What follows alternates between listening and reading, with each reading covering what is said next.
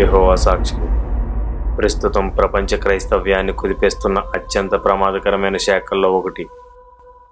దీని వ్యవస్థాపకుడు Charles does Russell.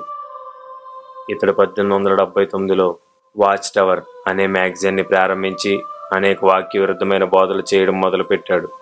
ఇతడు 1919లో చనిపోయిన తర్వాత జోసెఫ్ రదర్ఫోర్డ్ వాచ్ టవర్కి అధ్యక్షుడయ్యాడు. ఇతడు రసెల్ కంటే ఎక్కువ వాక్య విరుద్ధమైన బోధలు చేశాడు. వీళ్ళు 1931లో తమ శాఖకి జెహోవా విట్నెసెస్ అని పేరు పెట్టుకున్నారు. కొద్ది కాలానికే వీరు ప్రపంచంలోని అన్ని దేశాల్లోనూ సంఘాలు స్థాపించారు. ప్రస్తుతం ప్రపంచవ్యాప్తంగా 1,10,00,000 మంది యెహోవా సాక్షులు ఉన్నారు. 2 నెలలకు ఒకసారి విడుదలయ్యే వీరు వాచ్ టవర్ మ్యాగజైన్ 206 భాషల్లో 4,60,00,000 కాపీలు ముద్రించబడి పంచబడుతుంది. 100% వాక్య విరుద్ధమైన బోధలు చేసే ఈ యెహోవా సాక్షులతో జాగ్రత్తగా ఉండండి. ఇప్పటికే అనేక మంది వీళ్ళ చేతుల్లో మోసపోయారు. ఇక మన తెలుగు వారిలో ఎవరూ వీరి బోధల వలన మోసపోకూడదు. వీరి బోధనల గురించి సంఘాన్ని అప్రమత్తం చేయడానికే ఈ షార్ట్ ఫిల్మ్ని మీకు అందిస్తున్నాం. వందనాలు.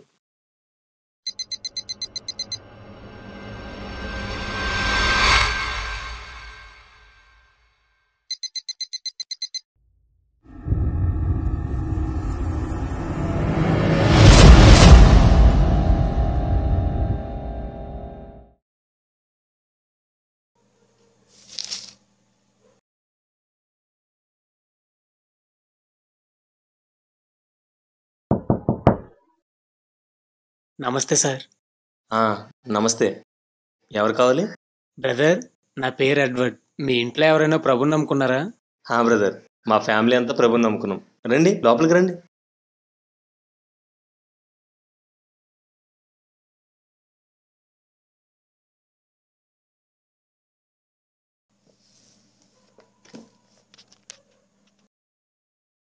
చెప్పండి బ్రదర్. బ్రదర్, నేను సువార్థికుణ్ణి. క్రైస్తవులు ఎక్కడున్నారో తెలుసుకుని వారిని కలిసి బలపరుస్తూ ఉంటాను. బ్రదర్, మీది ఏ డినామినేషన్? నాకు డినామినేషన్ భేదం అంటే ఏమి లేదు బ్రదర్. క్రైస్తవులంతా నాకు సమానమే. చెప్పండి బ్రదర్, మీరు ఏ డినామినేషన్ నుంచి వచ్చారు? అది అది ఏం పర్వాలేదు, చెప్పండి బ్రదర్. మాది యెహోవా సాక్షుల డినామినేషన్ బ్రదర్. యెహోవా సాక్షులా? మరి చెప్పరండి బ్రదర్. చెప్పండి బ్రదర్. మీ ఇల్లు చాలా బాగుంది brother. Thank you brother. Me taste చాలా బాగుంది. మీరు కూడా చాలా బాగుంది. ఇదంతా కాదు, డైరెక్ట్ గా మ్యాటర్కి వచ్చేయండి. Okay brother. మీరు యేసుక్రీస్తుని దేవుడని నమ్ముతారు కదా. యేసుక్రీస్తు దేవుడని తను ఎక్కడ చెప్పుకోలేదు. అలాంటప్పుడు దేవుడు ఎలా అవుతాడు? యేసుక్రీస్తు దేవుడు అని చూపిస్తే ఏం చేస్తావు? ముందు చూపించండి. చూపిస్తే ఏం చేస్తావు? మీరే చెప్పండి. చూపిస్తే నువ్వేం చేయక్కర్లేదు, కానీ చూపించాలంటే ముందు నేను కొన్ని ప్రశ్నలు అడుగుతాను. వాటికి కరెక్ట్గా సమాధానం చెప్పావనుకో, అప్పుడు ఈ విషయానికి వద్దాం. ఏమంటావు? ఓకే బ్రదర్, అడగండి. కానీ చిన్న చిన్నవి మాత్రం అడగండి. డీప్గా అడగండి, ఓకేనా? మీ గురించి మీ వెబ్సైట్లో చదివాను. చదువుతున్నప్పుడే నాకు చాలా డౌట్స్ వచ్చాయి. అవన్నీ అడుగుతాను. అనవసరమైన మ్యాటర్స్ ఏం మాట్లాడకూడదు. డైరెక్ట్గా సమాధానం చెప్పాలి, ఓకేనా? నేను అనవసరమైన మ్యాటర్స్ మాట్లాడుతానని ఇతనికి ఎలా తెలుసు అబ్బా? ఓకేనా? ఓకే బ్రదర్, అడగండి. మీరు యెహోవా సాక్షులు కదా. కొత్త నిబంధన అంతట్లో ఒకే యెహోవా సాక్షిని చూపించగలవా?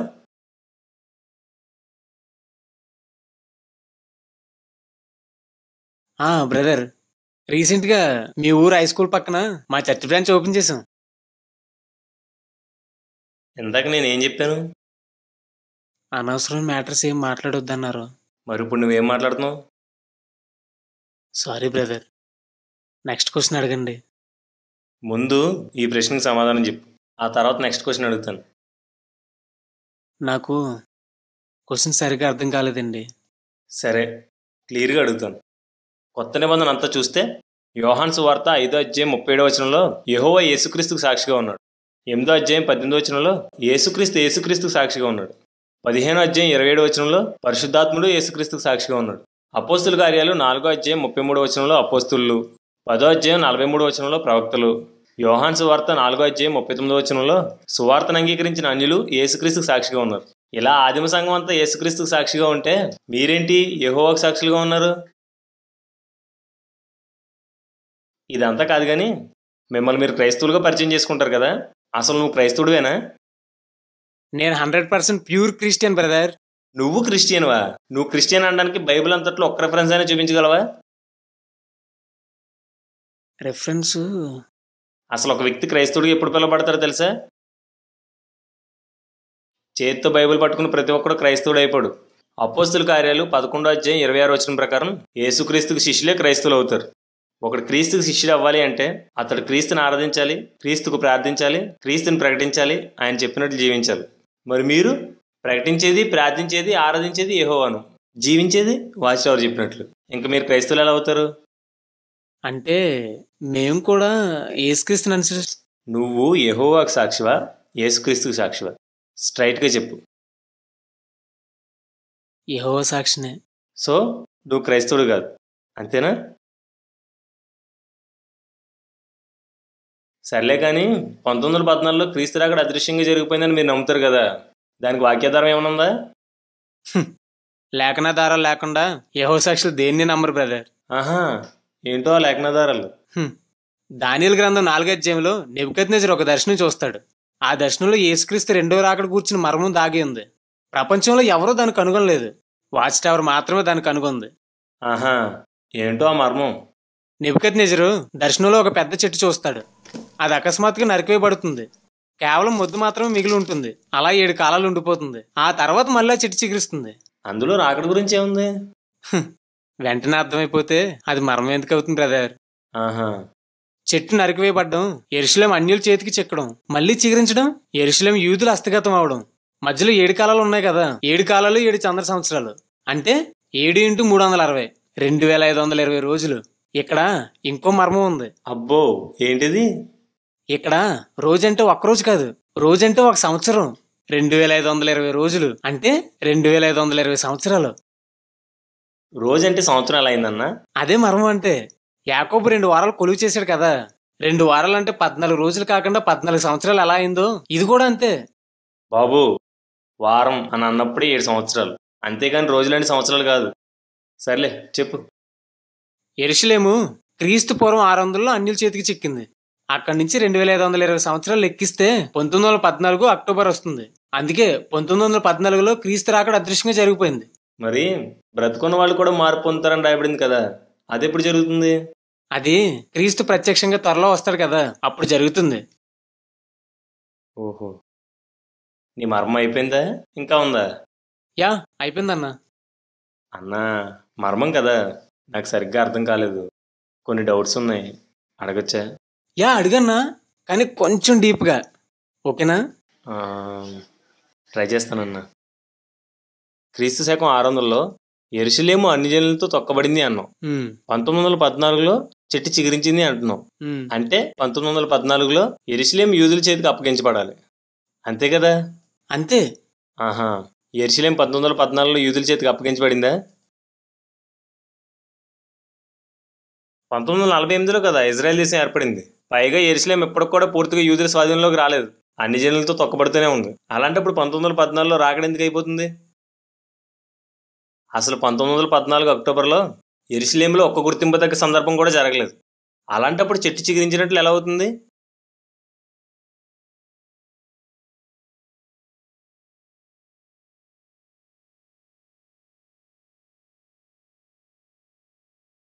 ఇంకొంచెం డీప్గా అడగమంటావా?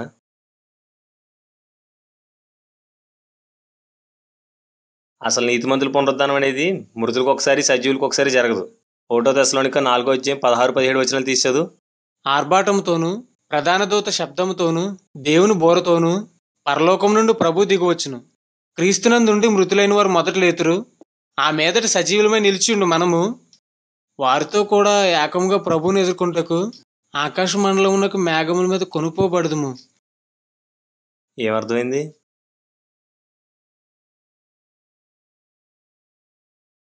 బ్రదర్, మీరు ఎలా రక్షించబడ్డారు?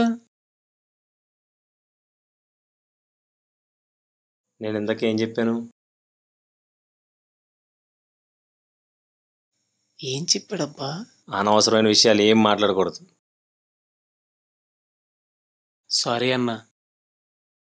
మృతులు సజీవులు ఒకరు వెంట ఒకరు పునరుత్థానమై క్రీస్తుని కలుసుకోవడానికి మధ్యాకాశానికి వెళ్తారు. మరి 1914లో మృతులు వెళ్ళిపోయారు, సజీవులు తర్వాత వెళ్తారని ఎందుకు చెప్తున్నావు? ఈ విషయంలో నీ సిద్ధాంతం తప్ప ఒప్ప? అది తర్వాత చెప్తాను బ్రదర్. నెక్స్ట్ క్వశ్చన్ అడగండి. ఒకటి తేలకుండా ఇంకొకటి మాట్లాడే ప్రసక్తే లేదు. ముందు చెప్పు, నీది తప్పా కాదా? తప్పే. అందులోనే ఇంకో డౌట్ ఉంది. డీప్గానే అడుగుతానులే, అడగమంటావా? ఆ, నీకు తెలుగు చదవడం వచ్చా? వచ్చు. చదివితే అర్థమవుద్దా? ఆ, ఒకసారి దానియేలు 4వ అధ్యాయం చదువు, 10వ వచనం నుంచి చదువు.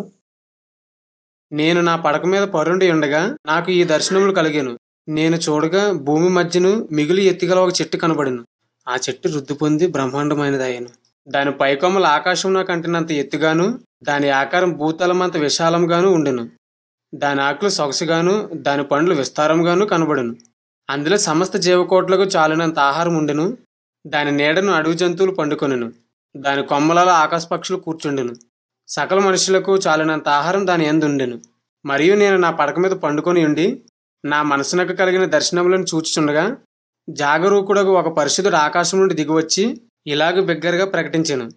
ఈ చెట్టును నరికి దాని కొమ్మలను కొట్టి దాని ఆకులను తీసివేసి దాని పండ్లను పారవేయుడి. పశువులను దాని నీడ నుండి తోలివేయుడి.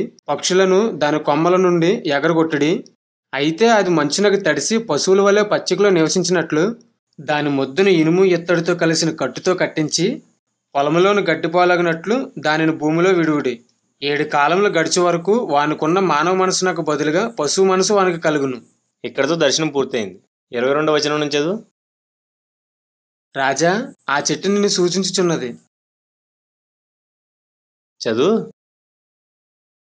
నీవు వృద్ధి పొంది మహాబలం గలవాడవైతివి.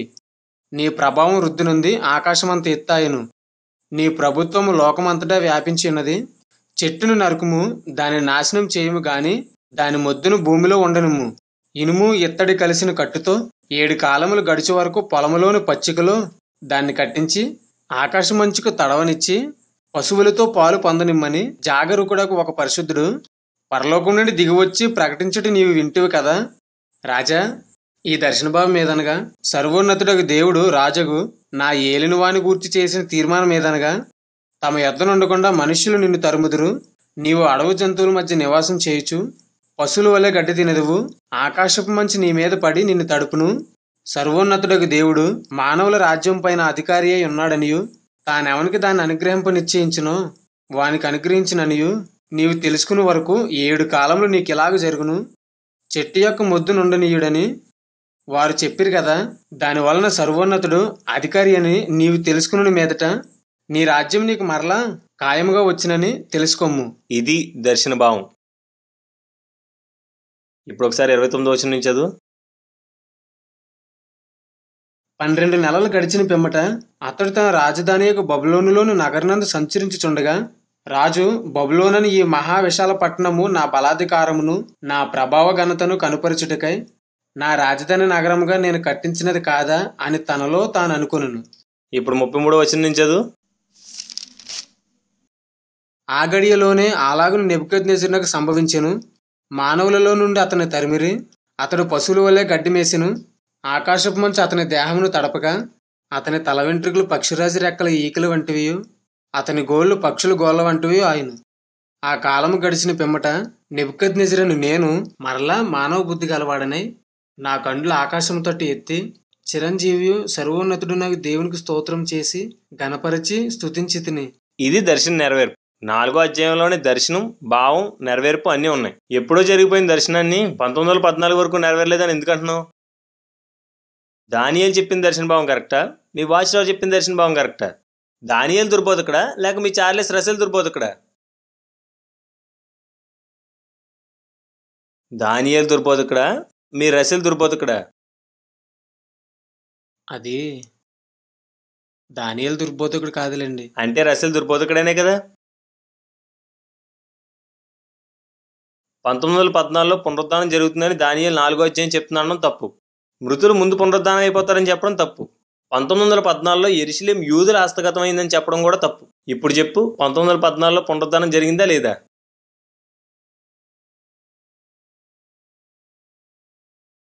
బ్రదర్, ప్రపంచవ్యాప్తంగా 1,10,00,000 మంది యెహోవా సాక్షి. 1914లో పునరుద్ధానం జరిగిందా లేదా?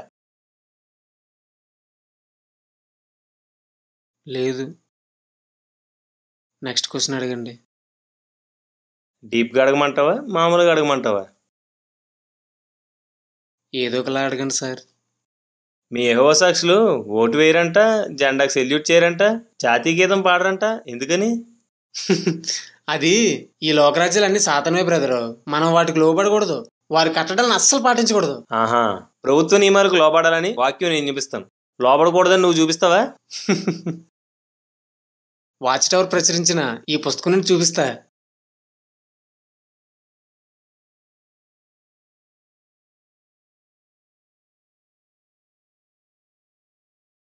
బైబిల్లోని చూపించమంటే పుస్తకాలు అంటావేంటయ్యా? మనకు ప్రామాణికం బైబిల్ కానీ పుస్తకాలు కాదు. పట్టుకో, బైబిల్లోని చూపించు.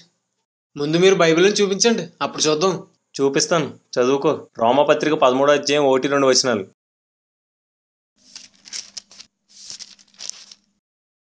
ప్రతివాడును పై అధికారులకు లోబడి ఉండవలను. ఏలయనగా దేవుని వలన కలిగినది తప్ప మరి ఏ అధికారమును లేదు. ఉన్న అధికారములు దేవుని వలననే నియమింపబడి ఉన్నవి. కాబట్టి అధికారం ఎదిరించువాడు దేవుని నియమం ఎదిరించుచున్నాడు. ఎదిరించువారు తమ మీదకి తామే శిక్ష తెచ్చుకుందరు. తీతు 3:1.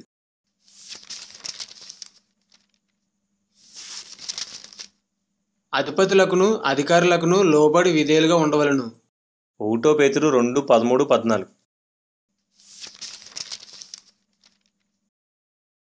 మనుషులు నియమించు ప్రతి కట్టడకును ప్రభు నిమిత్తమే లోబడి ఉండుడి.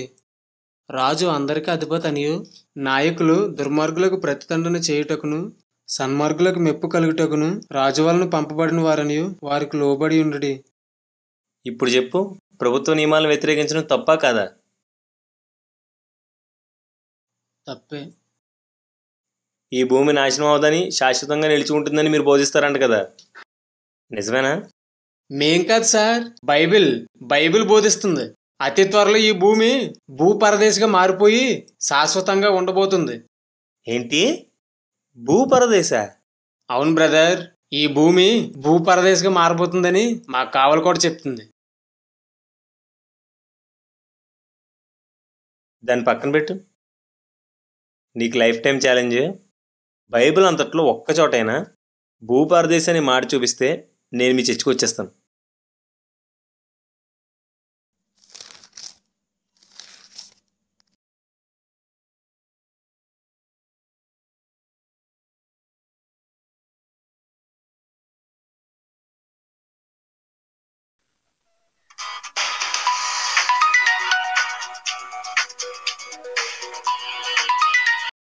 సార్, ఒక్క నిమిషం, మా ఇంటి దగ్గర నుంచి ఫోన్ వచ్చింది, మాట్లాడొస్తాను. సార్, బైబిల్లో భూపరదేశం అనే మాట ఎక్కడుందని అడుగుతున్నాడు సార్. ఛాలెంజ్ కూడా చేస్తున్నాడు సార్. బైబిల్లో చూపించమన్నాడు సార్.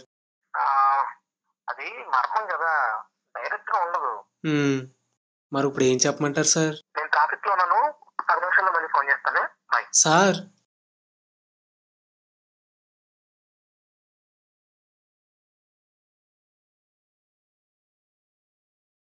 ఏమంటున్నాడు మీ సారు? అబ్బాయి, మా సార్ కాదండి, ఇంటి దగ్గర నుంచి ఫోన్ వచ్చింది అంతే.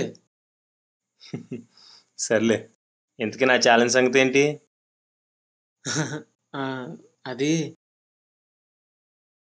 ఈ భూమి శాశ్వతంగా నిలిచి ఉంటుందని అన్నావు కదా, ఒకసారి యెషయా 65:17 చదువు.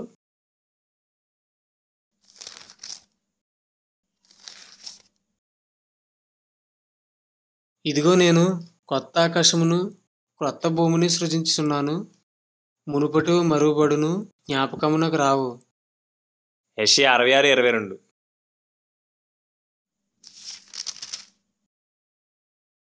నేను సృజింపబో కొత్త ఆకాశమును క్రొత్త భూమియు లయము కాక నా సన్నిధిని నిలిచినట్లు నీ సంతతియు నీ నామము నిలిచియుండును. ఇదే యెహోవా వాక్కు. ఇప్పుడు ప్రకటన 20:11 చదువు.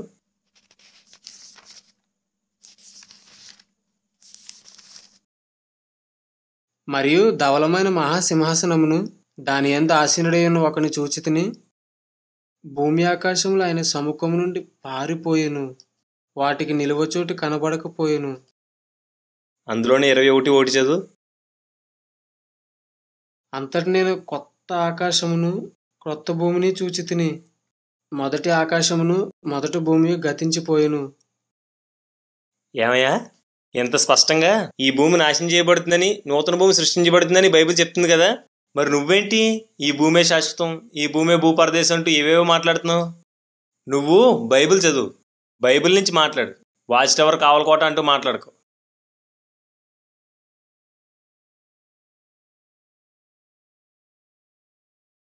సార్, యేసుక్రీస్తు గురించి మాట్లాడుకుందాం. మాట్లాడుకుందాం. యేసుక్రీస్తు అనే విషయం మర్మం అని బైబిల్ చెప్తుంది. నువ్వు మామూలు విషయాలకే సమాధానం చెప్పలేకపోతున్నావు, ఇంక మర్మాలు ఎందుకు? ఈసారి అడగండి సార్ ప్లీజ్, నేనేంటో చూపిస్తాను. ఆహా, సరే. పరలోకానికి 1,44,000 మంది మాత్రమే వెళ్తారంట కదా, నిజమేనా? 100%. ఒకసారి ప్రకటన గ్రంథం 14:1 చదవండి. మరియు నేను చూడగా, ఇదిగో ఆ గొర్రెపిల్ల సీయోను పర్వతం మీద నిలిచి ఉండెను. ఆయన నామమును ఆయన తండ్రి నామమును నొసళ్ళ యందు లెక్కించబడి ఉన్న 144,000 మంది ఆయనతో కూడా ఉండిరి. చూసారా, కేవలం 144,000 మంది మాత్రమే పరలోకం వెళ్తారని ఈ వచనం చెప్తుంది. మీకు ఇంకో విషయం చెప్పనా, ఆ 144,000 మంది యెహోవా సాక్షులే. ఆహా, ఒకసారి ప్రకటన 7:9 చదువు. అటు తర్వాత నేను చూడగా, ఇదిగో ప్రతి జనములో నుండి, ప్రతి వంశంలో నుండి, ప్రజలలో నుండి, ఆయా భాషలు మాట్లాడు వారిలో నుండి వచ్చి ఎవడును లెక్కింపజాలని ఒక గొప్ప సమూహం కనబడును. 144,000 మంది మాత్రమే పరలోకం వెళ్తారని నువ్వు అంటున్నావు. లెక్కింపజాలనంత విస్తారమైన జనసమూహం పరలోకం వెళ్తారని బైబిల్ చెప్తుంది. ఎవరిది కరెక్ట్? ఒకసారి ప్రకటన 14:16 చదువు.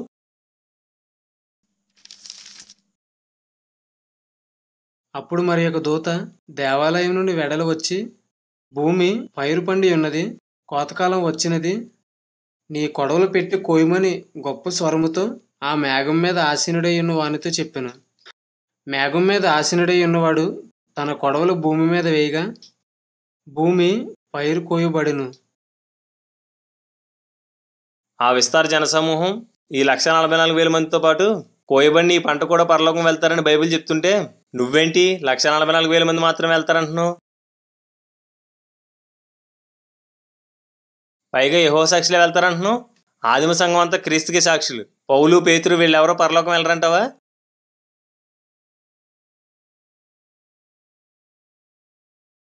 నీకు ఇంకో మర్మం చెప్పమంటావా?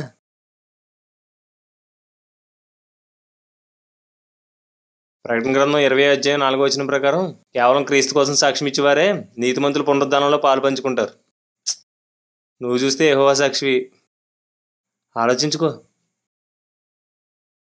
అవును, పాపం చేసిన శిక్ష ఉండదని మీరు బోధిస్తారంట కదా, నిజమేనా? మేమంటూ ప్రత్యేకంగా ఏం బోధించం బ్రదర్, బైబిల్ బోధే మా బోధ. అంటే పాపం చేసిన శిక్ష ఉండదని బైబిల్ చెప్తుందా?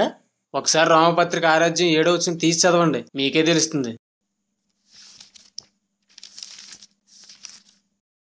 చనిపోయిన వాడు పాప విముక్తుడని తీర్పు పొంది ఉన్నాడు. ఈ వచనం మనకి ఏం చెప్తుందంటే, ఒక వ్యక్తి భూమిపై ఎన్ని పాపాలు చేసినా చనిపోయిన వెంటనే పాపం నుండి విముక్తి పొందేస్తాడు.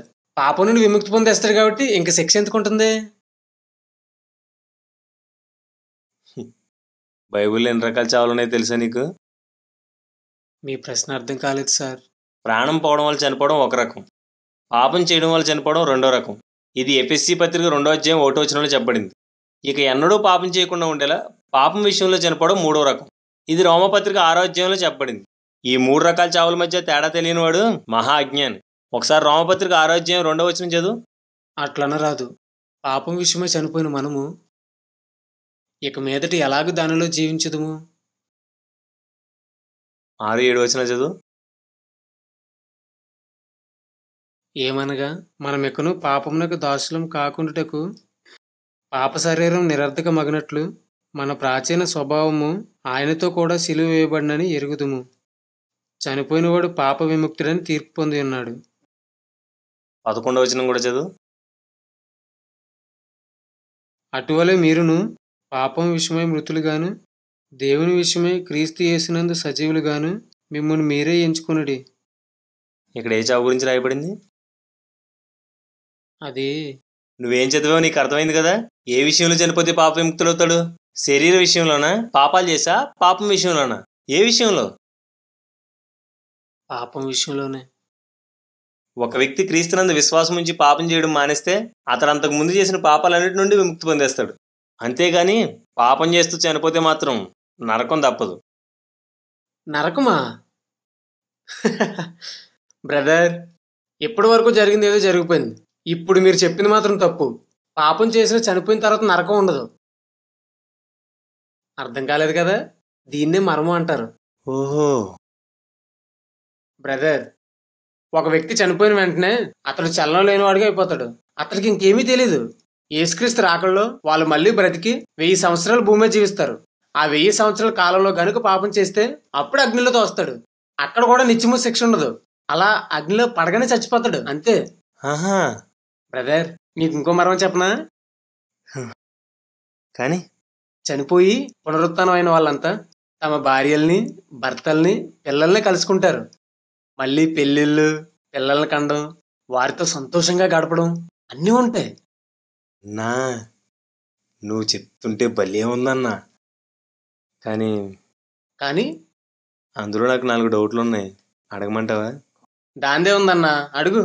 చనిపోయిన వాళ్ళకి చలనం ఉండదన్నావు కదా, మరి ధనవంతుడు చనిపోయి పాతాళానికి వెళ్ళి అక్కడ వేదన అనుభవించలేదా? అది ఉపమానం అన్నా, నిజం కాదు. నెక్స్ట్.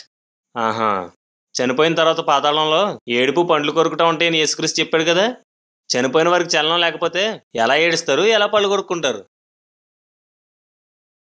చనిపోయిన వారికి చలనం లేకపోతే సౌలు కర్ణపిశాచి దగ్గరికి వెళ్ళినప్పుడు సమూయేలు పాతాళం నుంచి బయటకు వచ్చి జరగబోయే సంగతులను ఎలా చెప్పాడు? క్రీస్తు రూపాంతరం చెందినప్పుడు మోషే, ఏలియాలు అక్కడికి ఎలా వచ్చారు? ఒకసారి యోహాను సువార్త 8వ అధ్యాయం 56వ వచనం చదువు.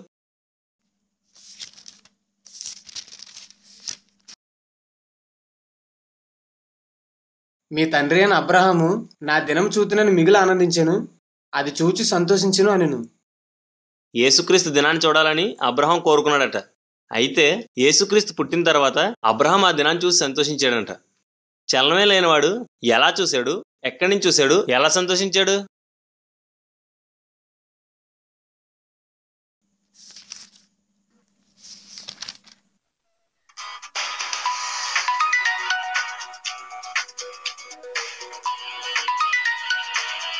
సార్, మా ఇంటి దగ్గర నుంచి ఫోన్ మాట్లాడొస్తాను సార్. వెళ్ళు. సార్, చనిపోయిన ఆత్మలకే చలనం లేదన్నారు కదా. అవును. మరి చనిపోయిన తర్వాత ఏడుపు పండ్లు కరుగుటే ఎలా ఉంటాయని అడుగుతున్నాడు సార్. అలా అడిగాడా? ఇంకేమంటున్నాడు? అబ్రహాము యేసుక్రీస్తుని ఎలా చూసాడని అడుగుతున్నాడు సార్. ఇంకా సమూయేలు పాతాళం నుండి పైకి వచ్చి ప్రవచనం ఎలా చెప్పాడని అడుగుతున్నాడు సార్. ఇవన్నీ మర్మాలయ్యా, ఇలా ఫోన్లో చెప్పడానికి అవదు. రేపు క్లాస్ లో చెప్తాను. మరి ఇప్పుడు నన్ను ఏం చెప్పమంటారు సార్? టాపిక్ ఎలా డైవర్ట్ చేయాలో నీకు ఎన్నిసార్లు చెప్పాను. ఏదో నా డైవర్ట్ చేసే. ఇక్కడ చాలా ముదురు సార్, అస్సలు డైవర్ట్ అవ్వట్లేదు. ఓకే, అలాంటి వాళ్ళతో ఎక్కువసేపు మాట్లాడకూడదు. ఏదో ఒకటి చెప్పి బయటకు వచ్చే, ఓకేనా? Okay sir. చెప్పండి బ్రదర్, ఇందాకేదో అడిగినట్టున్నాను. అది నెక్స్ట్ క్వశ్చన్ అడిగాను బ్రదర్. పునరుద్ధానమైన వాళ్ళు మళ్ళీ పాపం చేయొచ్చు అన్నావు కదా. యా. ఆహా. ప్రకటన గ్రంథం 20వ అధ్యాయం 6వ వచనం చదువు.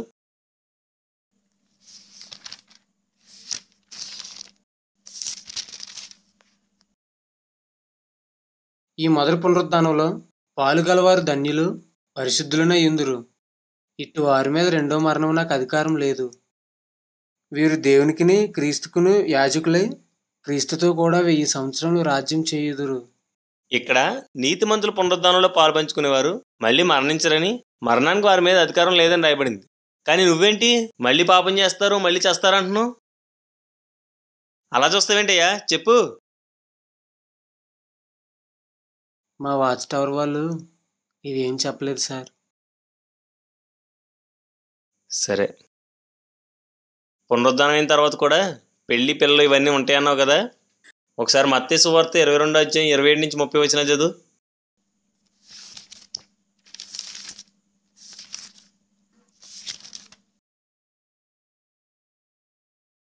పునరుత్థానమందు ఈ 7గురిలో ఆమె ఎవరికి భార్యగా ఉండును?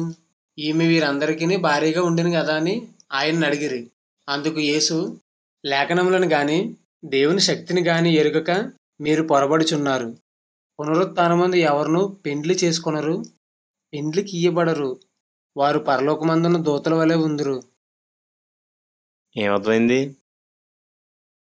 పునరుత్థానం అయిన తర్వాత పెళ్ళి, పిల్లలు, పాపం చేయడం ఇవేవి ఉండవని అర్థమైంది సార్. నరకంలో పడగానే చనిపోతారు, యుగ యుగాలు బాధించబడడం అనేది ఉండదని అన్నావు కదా. ఒకసారి మార్క్స్ వార్త 9:47-48 చదువు.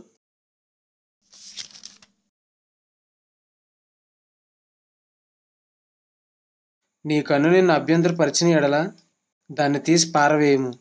2 కన్నులు కలిగి నరకంలో పడవేయబడుట కంటే ఒంటి కన్ను గలవాడవే దేవుని రాజ్యంలో ప్రవేశించుట మేలు. నరకమున వారు పురుగు చావదు, అగ్ని ఆరదు. చూడు, తీర్పు జరిగేది పునరుద్ధానం అయిన తర్వాత చేసే క్రియలను బట్టి కాదు.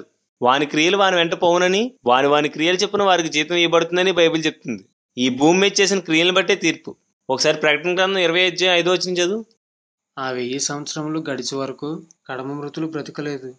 ఇదే మొదటి పునరుత్థానం. 1000 ఏళ్ల పాలనకు ముందు జరిగే పునరుద్ధానంలో పాపులు ఉండరు. కేవలం నీతిమంతులు మాత్రమే పునరుద్ధానం అవుతారు. పాపులు 1000 ఏళ్ల పాలన తర్వాత పునరుద్ధానాలు అవుతారు. ఇప్పుడు 12వ వచనం చదువు. మరియు గొప్పవారేమి కొద్దివారేమి మృతులైన వారందరూ ఆ సింహాసనం ఎదుట నిలవబడి ఇండుటి చూచితిని. అప్పుడు గ్రంథములు విప్పబడెను, మరియు జీవ గ్రంథమని వేరొక గ్రంథం విప్పబడెను. ఆ గ్రంథముల యందు వ్రాయబడి ఉన్న వాటిని బట్టి తమ క్రియల చొప్పున మృతులు తీర్పు పొందిరి. 15వ వచనం చదువు. ఎవని పేరైనను జీవ గ్రంథమందు రాయబడినట్టు కనబడని ఎడల వాడు అగ్నిగుండంలో పడవేయబడును. బైబిల్ ఏం చెప్తుంది, నువ్వేం చెప్తున్నావు? పాపాలు చేసి చనిపోతే నరకం తప్పదు. యుగ యుగాలు నరకంలో అగ్ని అనుభవించక తప్పదు. నువ్వు చెప్పే ప్రతి సిద్ధాంతం వాక్య విరుద్ధమేనని ఇప్పటికైనా తెలుసుకో.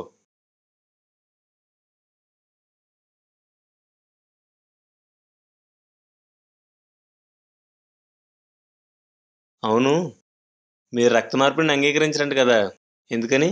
అదా, ద్వితీయోపదేశకాండం 12:23లో జంతువుని రక్తంతో తినకూడదని రాయబడింది.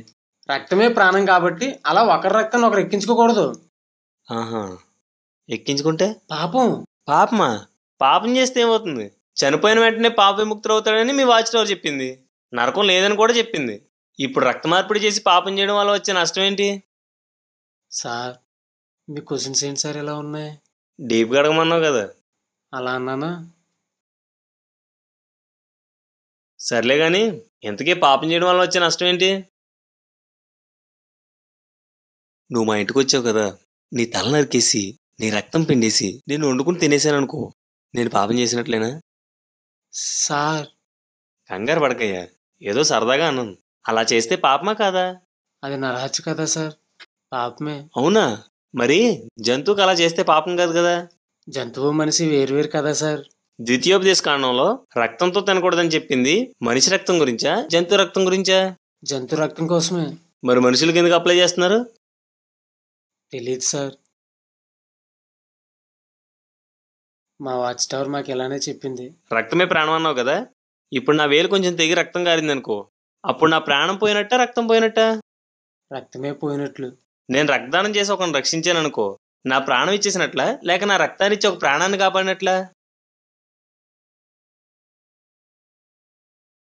అన్నా, ప్రాణం పోయేదాకా రక్తం తీయడం పాపం కానీ ఒక ప్రాణాన్ని రక్షించడానికి రక్తం ఇవ్వడం పాపం కాదు. యేసుక్రీస్తు ఏకంగా తన ప్రాణాన్నే పెట్టి మనల్ని రక్షించాడు. మనం రక్తం ఇచ్చి ఒక ప్రాణాన్ని కాపాడడం పాపం ఎలా అవుతుంది? ఆలోచించన్నా.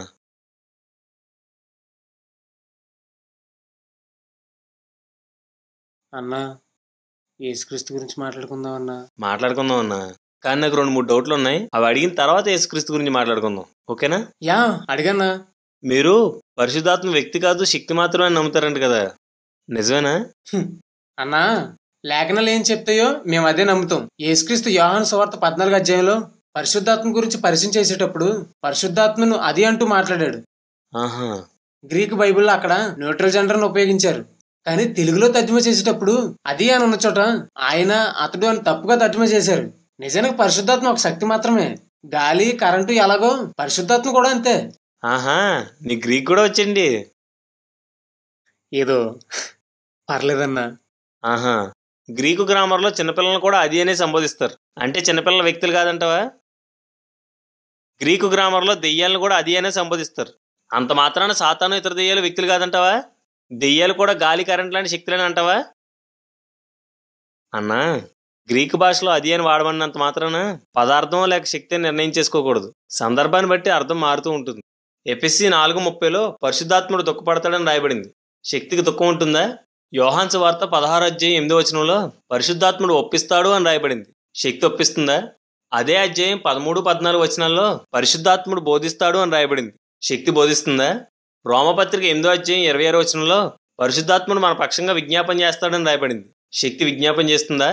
గలతీ పత్రిక 4:6 పరిశుద్ధాత్ముడు అబ్బా తండ్రి అని మొరపెడతాడని రాయబడింది. గాలి వంటి ఒక శక్తి దేవుణ్ణి తండ్రి అని పిలుస్తుందా?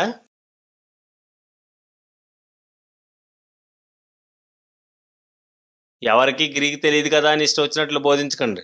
పరిశుద్ధాత్ముడు ఒక శక్తి కలిగిన వ్యక్తి. బైబిలు యెహోవాను మహిమా స్వరూపి అంటుంది, యేసుక్రీస్తుని మహిమా స్వరూపి అంటుంది, పరిశుద్ధాత్మను కూడా మహిమా స్వరూపి అంటుంది. ఆయన దేవుని యొక్క మూడో ప్రత్యక్షత. నువ్వు వాక్యాన్ని సరిగ్గా పరిశీలించకుండా పరిశుద్ధాత్మకు వ్యతిరేకంగా మాట్లాడుతున్నావు. ఒకసారి మత్తయి సువార్త 12:31-32 చదువు. కాబట్టి నేను మీతో చెప్పిందేమనగా, మనుషులు చేయు ప్రతి పాపమును దోషణయు వారికి క్షమింపబడును గాని ఆత్మ విషయమే దోషణకు పాప క్షమాపణ లేదు. మనిషి కుమారునికి విరోధంగా మాట్లాడువానికి పాప క్షమాపణ కలదు గాని పరిశుద్ధాత్మకు విరోధంగా మాట్లాడువానికి ఈ యుగమందైనను రాబో యుగమందైనను పాప క్షమాపణ లేదు. చదివావు కదా?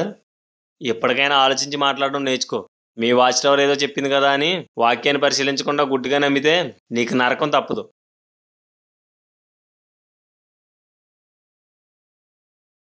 యెహోవా సాక్షులు రొట్టె ద్రాక్షరసం తీసుకోరని విన్నాను. ఎంతవరకు నిజం? అదా సగం నిజమన్నా, సగం అబద్ధం. అర్థం కాలేదన్నా, కొంచెం క్లియర్గా చెప్తావా? అన్నా, సంఘంలో 2 గ్రూపుల వారు ఉంటారు. ఒక గ్రూపు పరలోకం వెళ్ళి 1,44,000 మంది గుంపులో చేరాలనుకునేవారు. ఇంకో గ్రూప్ ఉంది కదా, ఆ గ్రూపు ఈ భూమి భూపరదేశంగా మారినప్పుడు అందులో జీవించాలనుకునేవారు. పరలోకం వెళ్ళాలనుకునేవారు మాత్రమే రొట్టె ద్రాక్షరసం తీసుకుంటారు. అది కూడా సంవత్సరానికి ఒకసారే. అది పస్కా పండుగ రోజున మాత్రమే తీసుకుంటారు. మరి మిగిలిన వాళ్ళం కూడా ఆ రోజు చర్చికి వెళ్తాం, కానీ రొట్టె ద్రాక్షరసం తీసుకోం. అవునా? తీసుకున్నప్పుడు ఎందుకు వెళ్ళాం? మేము బైబిల్ ఆజ్ఞల్ని తూచా తప్పకుండా పాటిస్తాం. ప్రభురాత్రి భోజనంలో పాలు పంచుకోమని బైబిల్ చెప్తుంది, అందుకే మేము కూడా వెళ్తాం. బైబిల్ ఆజ్ఞ రొట్టె ద్రాక్షరసం తీసుకునే చోటుకి వెళ్ళమనా తీసుకోమనా? పాలు పంచుకోవడం అంటే చూడటమా తీసుకోవడమా? ఒకసారి యోహాను సువార్త 6:53-54 చదువు. కావున యేసు ఇట్లా నేను, మీరు మనిషి కుమారుని శరీరం తిని ఆయన రక్తం త్రాగితేనే గాని మీలో మీరు జీవం గలవారు కారు. నా శరీరం తిని నా రక్తం త్రాగువాడే నిత్య జీవం గలవాడు. అంత్యదినమున నేను వాణ్ణి లేపుదును. నువ్వు అసలు బైబిల్ చదువుతావా లేక కావలకోట వారి బుక్స్ మాత్రమే చదువుతావా? నా శరీరం తిని నా రక్తం తాగువాడు మాత్రమే నిత్య జీవం గలవాడని స్పష్టంగా చెప్పాడు. అది నువ్వు చేయకపోతే పరలోకం లేదు, భూపరదేశం లేదు, నిత్య నరకానికి పోతావు. ఇందాకేంటన్నా? సంఘంలో పరలోకం వెళ్లే వాళ్ళు ఒక గ్రూపు, భూపరదేశంలో ఉండే వాళ్ళు ఒక గ్రూప్ ఉంటారా? నువ్వు అన్నదానికి ఒక్క వచనం చూపించగలవా? బుక్స్లో చూపిస్తాను, మ్యాగజైన్స్లో చూపిస్తానని చెప్పుకో. బైబిల్లో చూపించగలవా? రొట్టె ద్రాక్షరసం సంవత్సరం ఒకసారి తీసుకోవాలా? అపోస్తుల కార్యాలు 2:46 రొట్టె ద్రాక్షరసం తరచూ తీసుకోవాలని స్పష్టంగా రాయబడింది. మొదటి 3 శతాబ్దాల్లో సంఘం గురించి రాయబడిన ప్రతి గ్రంథంలోనూ వారు సంఘంగా కూడుకున్న ప్రతిసారి రొట్టె విరిచేవారని రాయబడింది. నీకు బైబిల్తోనూ చరిత్రతోనూ సంబంధం లేదా? కావలకోట ఏం చెప్తే అదే నమ్ముతావా? చూడు, ఈ భూమి పరదేశంగా మారదు. 1000 ఏండ్ల పాలనలో ఏదేనుగా మారుతుంది. పునరుద్ధరణలైన వాళ్ళు 1000 ఏళ్ల పాలనలో పరిపాలించబడరు, క్రీస్తుతో కలిసి పరిపాలిస్తారు. పరలోకం వెళ్ళేది కేవలం 1,44,000 మంది మాత్రమే కాదు, లెక్కింపజాలనంత మంది వెళ్తారు. 1,44,000 మంది పరలోకంలో శాశ్వతంగా ఉండిపోరు. 1000 ఏళ్ల పాలనలో ప్రజలు భూమి మీద శాశ్వతంగా ఉండిపోరు. ఈ భూమి ఆ ఆకాశం త్వరలోనే గతించిపోతున్నాయి. నరక భయం లేని వాళ్ళందరినీ దేవుడు నరకంలో తోసేసి నూతన భూమిని నూతన ఆకాశాన్ని సృష్టిస్తాడు. ఆ నూతన భూమి మీద యెరూషలేము అనే పరిశుద్ధ పట్టణంలో దేవుడు దేవుని సంఘం నిత్యము జీవిస్తారు. ప్రకటన గ్రంథం 21వ అధ్యాయం 1-3 వచనాలు చదువుతాను, విను. అంతటా నేను కొత్త ఆకాశమును కొత్త భూమిని చూచి తిని, మొదట ఆకాశమును మొదటి భూమియు గతించిపోయాను, సముద్రమును ఇక లేదు.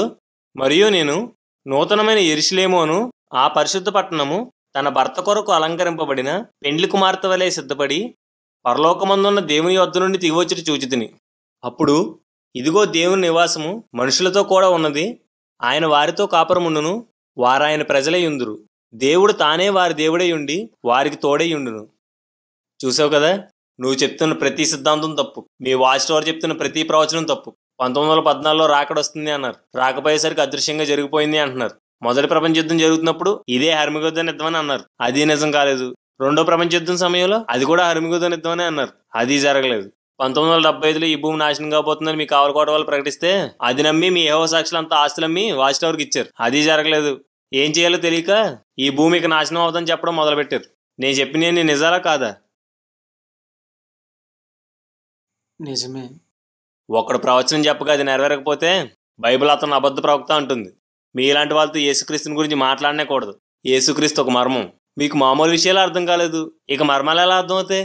అయినా మాట్లాడుకుందాం. యేసుక్రీస్తు విషయంలో కూడా మీ సిద్ధాంతం తప్పని నిరూపిస్తాను. సార్, మిగిలిన విషయాల మీద నాకు అంతగా గ్రిప్ లేకపోవచ్చు, కానీ యేసుక్రీస్తు విషయంలో మాత్రం మాకు అన్నీ తెలుసు. ఈసారి చూసుకుందాం సార్. అబ్బో, సరే చూసుకుందాం. యేసుక్రీస్తుని మీరు దేవుడని అంటారు కదా, కానీ దేవుడని తన బైబిల్లో ఎక్కడ? యేసుక్రీస్తు దైవత్వం అనేది చాలా పెద్ద విషయం. ముందు యేసుక్రీస్తుని గురించిన ఇతర విషయాల కోసం మాట్లాడుకుందాం, ఆ తర్వాత యేసుక్రీస్తు దైవత్వం గురించి మాట్లాడుకుందాం. ఏమంటావు? లేదన్నా, ముందు నేను అడిగిందని సమాధానం చెప్పండి. ఇప్పుడు నేను మీ ఇంటికి వచ్చాననుకో, నువ్వేమడిగితే దానికి నేను సమాధానం చెప్తాను. కానీ నువ్వే నా దగ్గరికి వచ్చావు కదా, ఇప్పుడు నేనేమడిగితే వాటికి నువ్వు సమాధానం చెప్పాలి.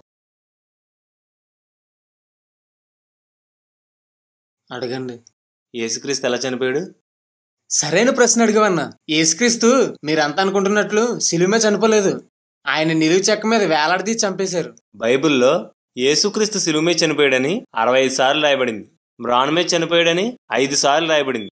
శిలువ అని వాడబడిన చోట స్టారస్ అనే పదాన్ని, మ్రాను అని రాయబడిన చోట జూలాన్ అనే పదాన్ని వాడారు. ఈ పదాలకు అర్థాలు ఏంటో నీకు తెలుసా? 2 పదాలకే నిలువు కర్ర అని అర్థం వస్తుంది. స్కార్పియో అంటే ఏంటి? తేలు. ఒక కార్కి స్కార్పియో అని పేరు పెట్టారు కదా, ఇప్పుడు అది కారా తేలా? తేలు అని పేరు పెట్టబడిన కారు తేలు కాదు. స్టారస్ అనే పేరును రోమా ప్రభుత్వం దేనికి పెట్టిందో తెలుసా? క్రీస్తు పూర్వం 3వ శతాబ్దం నుండి ప్లస్ ఆకారంలోను ఇంటూ ఆకారంలోను 2 చెక్కలతో దిగ్గొట్టబడిన వస్తువును స్టారస్ అని పిలిచేవారు. నేరస్తుల్ని ఈ స్టారస్ మీద వేలాడదీసి చంపేవారు. అందుకే డిక్షనరీలో స్టారస్ అనే మాటకు ఏ కాంబినేషన్ ఆఫ్ 2 వుడెన్ బీమ్స్ అనే అర్థాన్ని కూడా రాశారు. చూసుకో. అవునా? అయినా మీరు ఇవేం చదవరు కదా, మీ వాచ్ టవర్ ఏం చెప్తే అదే మీకు వేదం. స్కార్పియో అని పేరు పెట్టినంత మాత్రాన కారు తేలు అవదు, స్టారస్ అని పేరు పెట్టినంత మాత్రాన సిలువ నిలువు కర్ర అయిపోదు. ఇక జూలాన్ విషయానికి వస్తే, జూలాన్ అంటే ఏ వుడెన్ ఆర్టికల్ అని అర్థం, అంటే చెక్కతో చేయబడిన వస్తువు. ఏ సిలువ చెక్కతో చేయబడిన వస్తువు కదా. యేసుక్రీస్తు చేతిలో ఎన్ని మేకులు వేశారు?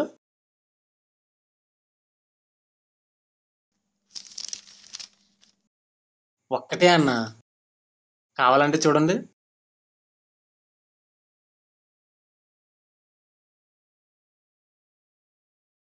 ఒకసారి యోహాను సువార్త 20వ అధ్యాయం 25వ వచనం చదువు.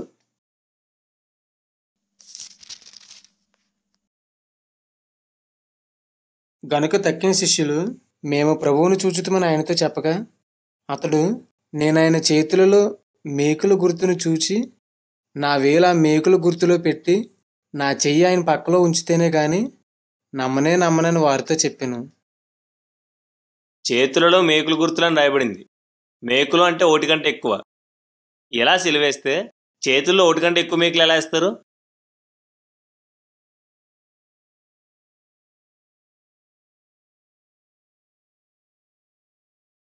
అన్నా, నువ్వు చెప్పే నిలువుకర సిద్ధాంతం బైబిల్ దగ్గర నిలబడదు, చరిత్ర దగ్గర నిలబడదు. అందరినీ మేము కన్ఫ్యూజ్ చేస్తుంటే వీడు మమ్మల్ని కన్ఫ్యూజ్ చేస్తాడు. బ్రదర్, నెక్స్ట్ క్వశ్చన్ అడగండి. యేసుక్రీస్తు పునరుద్ధానం గురించి చెప్పు. యేసుక్రీస్తు చనిపోయిన తర్వాత మూడో దినాన్న ఆయన ఆత్మ మాత్రమే సమాధిలో నుండి బయటకు వచ్చింది. కానీ మీరు అది నమ్మరు. ఒకసారి 1 పేతురు 3:18 చదవండి, మీకే తెలుస్తుంది. యాలయనగా మనల్ని దేవుడి యొద్దకు తెచ్చుటకు అనీతిమంతుల కొరకు నీతిమంతుడైన క్రీస్తు శరీర విషయంలో చంపబడి ఆత్మ విషయంలో బ్రతికింపబడి పాపం విషయంలో ఒక్కసారి శ్రమపడెను. చూసారా, శరీర విషయంలో చనిపోయి ఆత్మ విషయంలో లేపబడ్డాడని రాయబడింది. ఆత్మే లేచింది బ్రదర్, శరీరం లేవలేదు. సత్యం ఏ ప్రశ్నకైనా సమాధానం చెప్పగలుగుతుంది. నేను కొన్ని ప్రశ్నలు అడుగుతాను, నువ్వు చూపించిన వాక్యభావం కనుక సత్యమైతే నేను అడిగిన ప్రశ్నలన్నిటికీ నువ్వు సమాధానం చెప్పగలగాలి. అడగమంటావా? అడిగన్నా, ఒక్కడు కూడా వదలకుండా అన్నింటికీ సమాధానం చెప్తాను. శరీరం లేవలేదన్నావు కదా, శరీరం లేవకపోతే సమాధి తెరవబడాల్సిన అవసరం ఉంది. శిష్యులు సమాధిలోకి వెళ్ళినప్పుడు అక్కడ ఆయన శరీరం లేదు కదా, ఆయన శరీరం ఏమైనట్లు? క్రీస్తు శరీరం కుళ్ళిపోలేదని అపోస్తల కార్యాలు 2:27 రాయబడింది. ఆత్మ వెళ్లి శరీరంతో కలుసుకోపోతే శరీరం కుళ్ళిపోతుంది. నువ్వేమో ఆయన ఆత్మ శరీరం కలుసుకోలేదంటున్నావు, అంటే ఆయన శరీరం కుళ్ళిపోయిందంటావా? ఆయన పునరుద్ధరణుడయ్యాక శిష్యులతో కలిసి భుజించాడని లోకా 24:46 రాయబడింది. ఆత్మ భుజిస్తుందా? యేసు పునరుద్ధరణుడయ్యాక తోమాకు ఆయన గాయాలు చూపించాడు. ఆత్మ గాయాలుంటాయా? ఆయన పునరుద్ధరణుడయ్యాక శిష్యులు ఆయన పాదాలు తాకారని మత్తయి సువార్త 28:9 రాయబడింది. ఆత్మను మనిషి తాకగలడా? చూడు, మూల భాషలో 1 పేతురు 3:18 క్రీస్తు శరీర విషయంలో చనిపోయి ఆత్మచేత లేపబడ్డాడని రాయబడింది. తర్జుమాలో జరిగిన పొరపాట్లను అర్థం చేసుకోకుండా బైబిల్లో ఉన్న అనేక వచనాలకు విరుద్ధంగా మాట్లాడుతున్నావు. క్రీస్తు పునరుద్ధాన విషయంలో నీకు ఇంకా సందేహాలుంటే లోకా సువార్త 24:39 చదువు.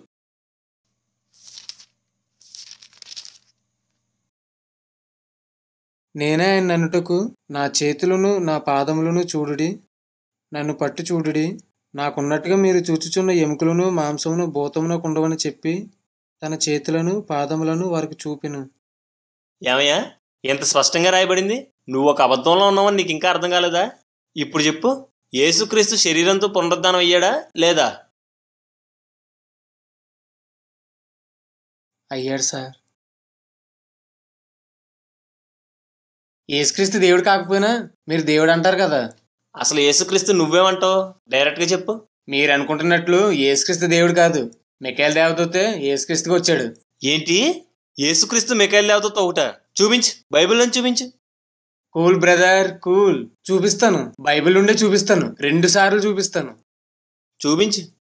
ప్రకటన 12:7 మిఖాయేలు అతని దూతలు అని రాయబడింది. మత్తయి 13:41 యేసు అతని దూతలు అని రాయబడింది. పరలోకంలో 2 గ్రూపులు దేవదూతలు లేరు కాబట్టి యేసుక్రీస్తు మిఖాయేలు ఒక్కరే. లాజిక్ క్యాచ్ చేశారా? ఒకసారి కీర్తన 91:11 చదువు.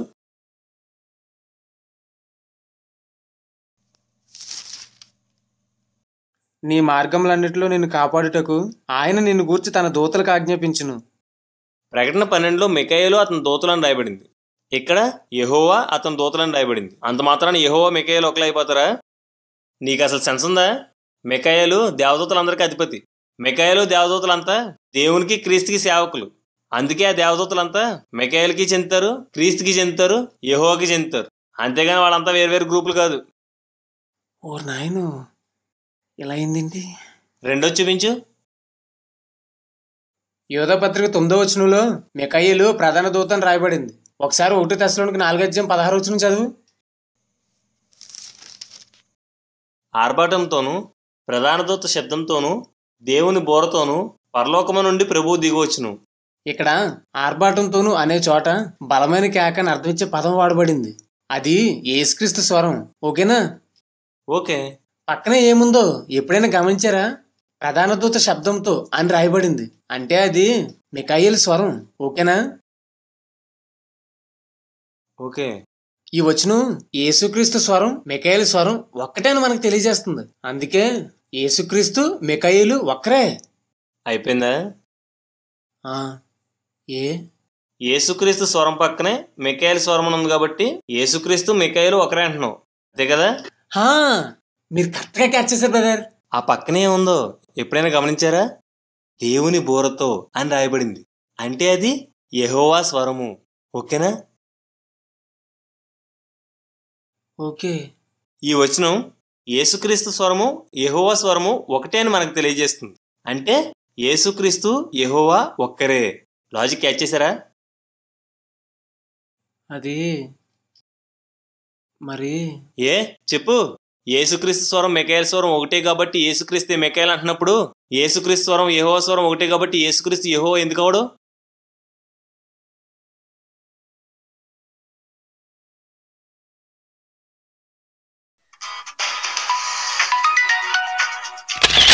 సార్ ఎడ్వర్డ్, ఆర్భాటంతోనూ ప్రధాన దూత శబ్దంతోనూ అని ఉంది కాబట్టి ఏసే మిఖాయేలు అన్నాను సార్.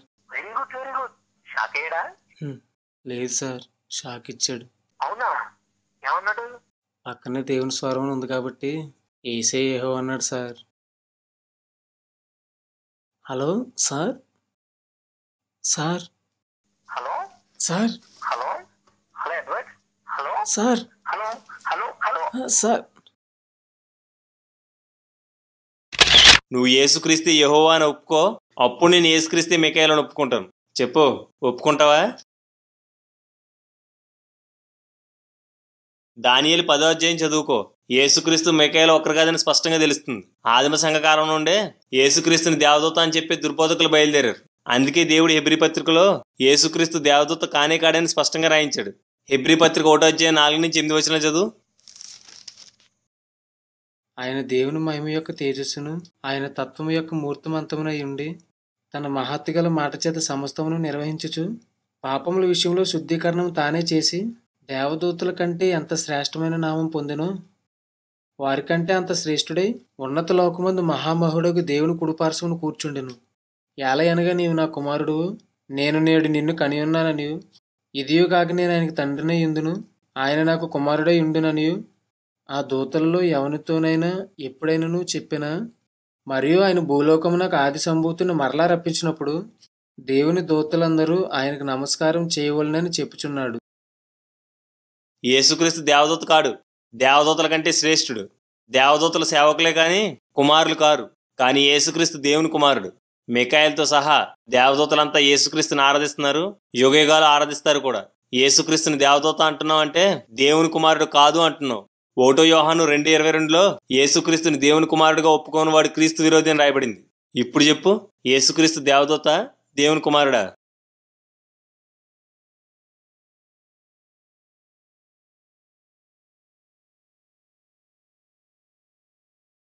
సార్, మీరు యేసుక్రీస్తుని దేవుడు అని అంటారు కదా. అసలు యేసుక్రీస్తుని దేవుడు కాదని నువ్వెందుకు అంటున్నావు? బైబిల్ అంతట్లో ఆయన తన దేవుడని ఎక్కడా చెప్పుకోలేదు కాబట్టి దేవుడు కాదంటున్నాను. అంటే యేసుక్రీస్తు తన దేవుడు అని చెప్పుకోలేదు కాబట్టి దేవుడు కాదంటున్నావు. ఒకవేళ యేసుక్రీస్తు తన దేవుడు అని చెప్పుకున్నట్లు చూపిస్తే, అలా చెప్పుకున్నట్లు చూపిస్తే నేను ఆయనే దేవుడిగా ఆరాధిస్తాను. భగవద్గీతలో కృష్ణుడు తన దేవుడిగా చెప్పుకున్నాడు. కృష్ణుని ఆరాధిస్తావా? పుట్టపర్తి సాయిబాబా, మొహర్ బాబా వంటి వాళ్ళు కూడా తాము దేవుడిగా చెప్పుకున్నారు. వాళ్ళని ఆరాధిస్తావా? అంతెందుకు, నేనే దేవుణ్ణి, నన్ను ఆరాధిస్తావా? ఆరాధించను. ఏ, ఒకటి దేవుడు అవడానికి నేను దేవుణ్ణి అని చెప్పుకోవడమే అర్హత అంటున్నావు కదా. నేను దేవుణ్ణి అని చెప్పుకుంటున్నాను, ఎందుకు ఆరాధించావు? చూడన్నా, ఒకరు దేవుడా కాదా అనేది అతని లక్షణాలు అర్హతలు నిర్ణయిస్తాయి. అంతేగాని ఒకడు తాను దేవుడని చెప్పుకున్నంత మాత్రాన దేవుడైపోడు, దేవుణ్ణి అని చెప్పుకోనంత మాత్రాన దేవుడు కాకపోడు. యేసుక్రీస్తు తను తగ్గించుకుని మనిషిగా ఈ లోకానికి వచ్చాడు కాబట్టి తాను దేవుడిగా చెప్పుకోలేదు. ఆయన భూమి మీదకి రాకముందు దేవుడే, వచ్చి వెళ్ళిపోయిన తర్వాత కూడా దేవుడే. యేసుక్రీస్తు అది చెప్పలేదు ఇది చెప్పలేదు అంటున్నావు కదా. అసలు యేసుక్రీస్తు ఏం చెప్పాడు, నువ్వు చేస్తున్నావా? ఏంటి మీరు ఈ ప్రశ్న నన్ను అడుగుతున్నారా? ఈ ప్రపంచంలో కల్లా క్రీస్తు ఆజ్ఞలు పర్ఫెక్ట్ గా పాటించే వాళ్ళు ఎవరన్నా ఉంటే అది యెహోవా సాక్షులు మాత్రమే, మీరు కాదు. నిజమా? నిజం. ఏ ప్రశ్నకైనా సమాధానం చెప్తుంది బ్రదర్, అడగండి. నాకు టైం లేదు, కొంచెం స్పీడ్గా అడగండి.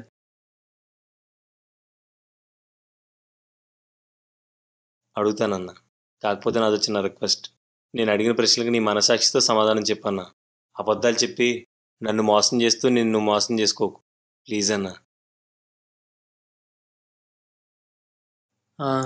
అడిగన్నా, నిజమే చెప్తాను. నువ్వు యెహోవాని ఎంత కనపరుస్తావు? ఎలా చెప్పాలి? ఇంత ఉహుం, ఇంత కనపరుస్తాను. ఆహా, మరి యేసుక్రీస్తుని?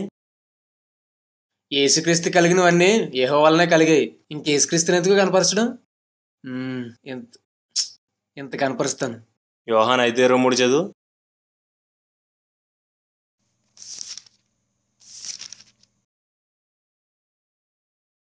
తండ్రిని గనపరచినట్లుగా అందరినూ కుమారుణ్ణి గనపరచవలనని తీర్పు తీర్చుటకు సర్వాధికారము కుమారునికి అప్పగించి ఉన్నాడు. కుమారుని గనపరచిన వాడు ఆయనను పంపిన తండ్రిని గనపరచుడు. యెహోవాని ఎంత కనపరుస్తున్నావో అంతగా యేసుక్రీస్తుని కూడా కనపరచాలంట. నువ్వు అది పాటిస్తున్నావా? పాటించట్లేదన్నా. నువ్వు యేసుక్రీస్తుని సేవిస్తావా? యేసుక్రీస్తే యెహోవాకు సేవకుడు. ఆ సేవకుడు నేనెందుకు సేవిస్తాను? యోహాను 12:26 చదువుతాను, విను. ఒకడు నన్ను సేవించిన ఎడల నన్ను వెంబడింపవలెను. అప్పుడు నేను ఎక్కడ ఉందును అక్కడ నా సేవకుడు ఉండును. ఒకడు నన్ను సేవించిన ఎడల నా తండ్రి అతను గనపరచును. చూసావా, నన్ను సేవించండి అని యేసే స్వయంగా చెప్తున్నాడు. నువ్వు అది పాటిస్తున్నావా? లేదు. నువ్వు యేసుక్రీస్తుకు ప్రార్థిస్తావా? యేసుక్రీస్తు యెహోవాకు ప్రార్థించాడు. అలాంటప్పుడు మనం యేసుక్రీస్తుకి ప్రార్థించడం వల్ల ఉపయోగం ఏముంది చెప్పు? యోహాను సువార్త 14:13-14 వచనాలు. మీరు నా నామమును దేన్ని అడుగుదురో తండ్రి కుమారుని యందు మహిమపరచబడుటకై దాని చేతును. నా నామమును మీరు నన్ను ఏమడిగినను నేను చేతును. నన్ను ప్రార్థించండి అని యేసుక్రీస్తు చెప్తున్నాడు. నువ్వు అది పాటిస్తున్నావా? ఆత్మ లేనివాడు నా వాడు కాదని దేవుడు చెప్పాడు కదా, నువ్వు ఆత్మను పొందుకున్నావా? యా. అపోస్తుల కార్యాలు 1:8 వచనం. పరిశుద్ధాత్మ మీ మీదకి వచ్చినప్పుడు మీరు శక్తి నొందెదరు గనుక మీరు యెరూషలేములోను యూదయ సమరయ దేశమంతటను భూదిగంతముల వరకును నాకు సాక్షిలై ఉందిరని వారితో చెప్పాను. పరిశుద్ధాత్మను పొందినవాడు యేసుక్రీస్తుని ప్రకటిస్తూ ఆయనకు సాక్షులుగా ఉండాలని యేసుక్రీస్తు చెప్తున్నాడు. నువ్వేమో యెహోవా సాక్షివి. ఇంతకీ నువ్వు పరిశుద్ధాత్మను పొందలేదా? లేక దురాత్మను ఏమైనా పొందేశావా?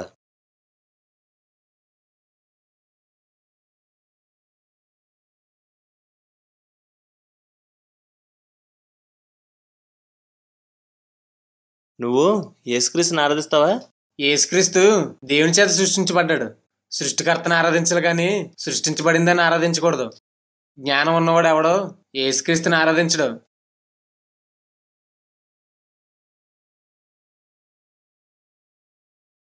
అన్నా, పరలోకం జ్ఞానులు వెళ్తారా అజ్ఞానులు వెళ్తారా? అజ్ఞానులకి అక్కడ ఏమాత్రం స్థానం ఉండదు. ఆహా, ఒకసారి ప్రకటన గ్రంథం 5:8-12 వచనాలు చదువు.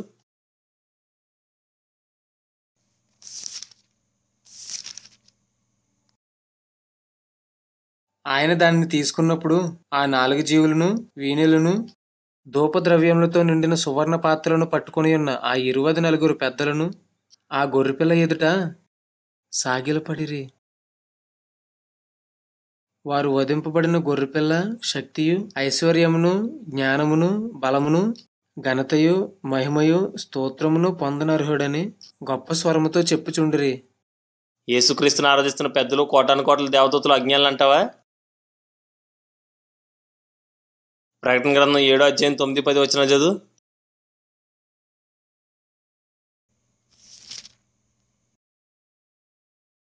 అటు తర్వాత నేను చూడగా ఇదిగో ప్రతి జనములో నుండి ప్రతి వంశములో నుండి ప్రజలలో నుండి ఆయా భాషలు మాట్లాడే వారిలో నుండి వచ్చి ఎవడనూ లెక్కింపజాలని ఒక గొప్ప సమూహం కనబడును. వారు తెల్లని వస్త్రములు ధరించుకున్న వారే ఖర్జూరపు మట్టలు చేత పట్టుకుని సింహాసనం ఎదుటను గొర్రెపిల్ల ఎదుటను నిలవబడి సింహాసనాసీనుడైన మన దేవునికిని గొర్రెపిల్లకును మా రక్షణకై స్తోత్రమని మహాశబ్దంతో ఎలుగెత్తి చెప్పిరి. పరలోకం చేరి యేసుక్రీస్తుని ఆరాధిస్తున్న విస్తారమైన దేవుని సంఘం కూడా అజ్ఞానులు అంటావా? యేసుక్రీస్తు పసిపెట్టుగా ఉన్నప్పుడే తూర్పు దేశపు జ్ఞానుల చేత ఆరాధించబడ్డాడు. ఆయన సేవ చేస్తుండగా అధికారులు సామాన్యులు అని తేడా లేకుండా వేల మంది ఆయన మృక్క ఆరాధించారు. ఆయన భూమి మీదకి రాకముందు ఆరాధించబడ్డాడు, భూమి మీద ఉన్నప్పుడు ఆరాధించబడ్డాడు, పరలోకానికి ఎత్తబడిన తర్వాత కూడా సింహాసనం మీద కూర్చుని ఆరాధించబడుతున్నాడు.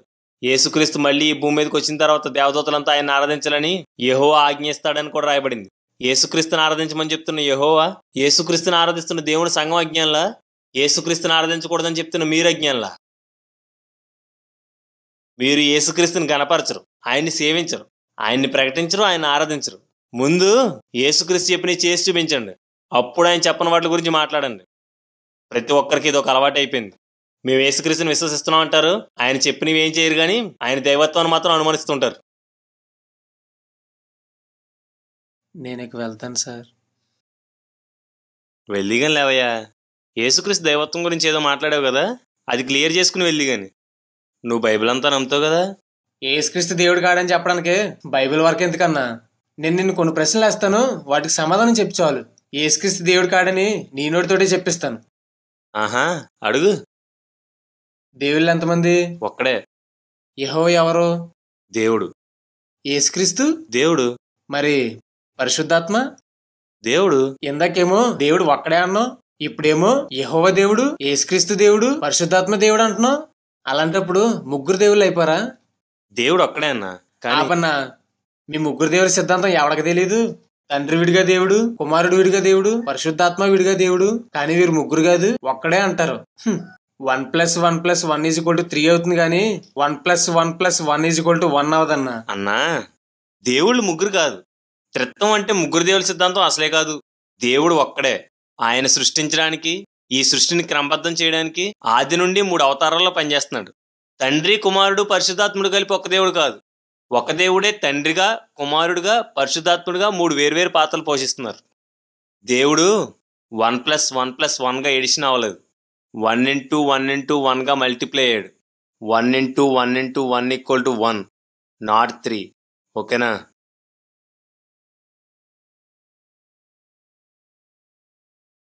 దేవుడు సర్వశక్తిమంతుడు. ఆయన ఒకే చోట ఒకే సమయంలో వేర్వేరు రూపాల్లో ఉండగలడు, వేర్వేరు చోట్ల ఒకే రూపంలో ఉండగలడు, వేర్వేరు చోట్ల వేర్వేరు రూపాల్లోనూ ఉండగలడు.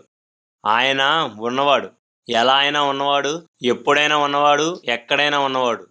అందుకే బైబిల్ తండ్రిని దేవుడు అంటుంది, కుమారుణ్ణి దేవుడు అంటుంది, పరిశుద్ధాత్ముడిని కూడా దేవుడు అంటుంది. ఏంటి బైబిల్లో యేసుక్రీస్తు దేవుడు అని రాయబడిందా? ఎక్కడ బ్రదర్? ఏ చూస్తావా? యెషయా 9:6 చదువు.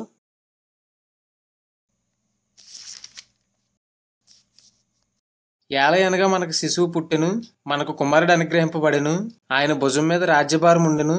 ఆశ్చర్యకరుడు, ఆలోచనకర్త, బలవంతుడైన దేవుడు, నిత్యుడగు తండ్రి, సమాధానకర్తయగు అధిపతి అని అతనికి పేరు పెట్టబడును. యేసుక్రీస్తు బలవంతుడైన దేవుడు. రోమా 9:5 చదువు.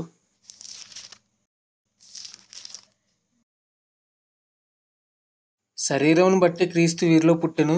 ఈయన సర్వాధికారి అయిన దేవుడై ఉండి నిరంతరము స్తోత్రార్హుడై ఉన్నాడు. యేసుక్రీస్తు సర్వాధికారి అయిన దేవుడు. తీతు 2:13.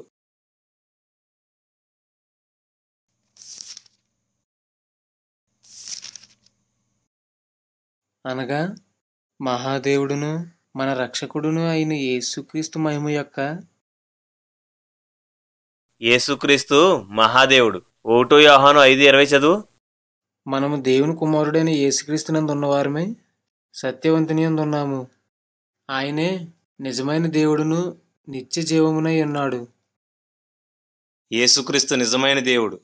హెబ్రీ 1:7-8 చదువు. తన దూతలను వాయువులుగాను తన సేవకులను అగ్ని జ్వాలలుగాను చేసుకుని వాడని తన దూతలను గూర్చి చెప్పుచున్నాడు, గాని తన కుమారుని గూర్చి అయితే, దేవా నీ సింహాసనము నిరంతరం నిలిచినది. ఇక్కడ దావీదు యేసుక్రీస్తుని దేవుడు అని చెప్తున్నాడు. యోహాను 20:28 చదువు.